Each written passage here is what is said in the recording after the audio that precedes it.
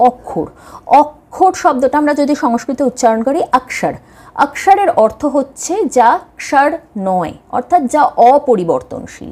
সংস্কৃত ভাষার বিশেষত্ব এই যে সংস্কৃত ভাষায় যে বর্ণ ব্যবহার হয়, যে অক্ষর ব্যবহার হয়, তার উচ্চারণ একদম তার মতনই হবে।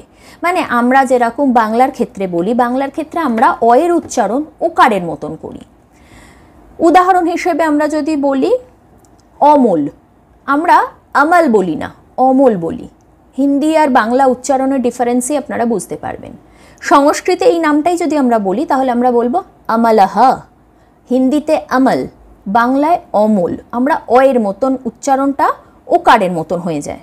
অমল, ময়ে তো ওকার নেই, তো ময়ের উচ্চারণটা অয়ের মতনই হচ্ছে, কিন্তু ময়ে ওকার না থাকা সত্ত্বেও আমরা ওকারের মতন উচ্চারণ করছি, অমল। আবার লয়েতেও অকার রয়েছে, কিন্তু সেখানে হসন্তের মতন উচ্চারণ হচ্ছে। তো বাংলায় এই যে ভাবটা রয়েছে, হিন্দিতে যেরকম আমরা যদি রাম বলি, শ্যাম বলি, তো সেখানে হলন্তের উচ্চারণ হচ্ছে, হসন্ত আমরা বাংলায় যেটাকে বলি। কিন্তু সংস্কৃতে যেহেতু রাম, শ্যাম, কৃষ্ণ, এখানে কিন্তু অকারই যুক্ত হয়েছে, সেই উচ্চারণটাও কিন্তু সংস্কৃতের মাধ্যমে ফুটে ওঠে, ওখানে কিন্তু হলন্ত নেই।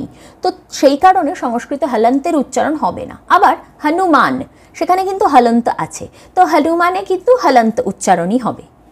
তো এই যে ব্যাপারটা, এই কারণে সংস্কৃত যে বর্ণমালা তাকে অক্ষর বলা হয়। তো এবার আমরা অক্ষরগুলো দেখে নিই। প্রথমে আসছে স্বরবর্ণ।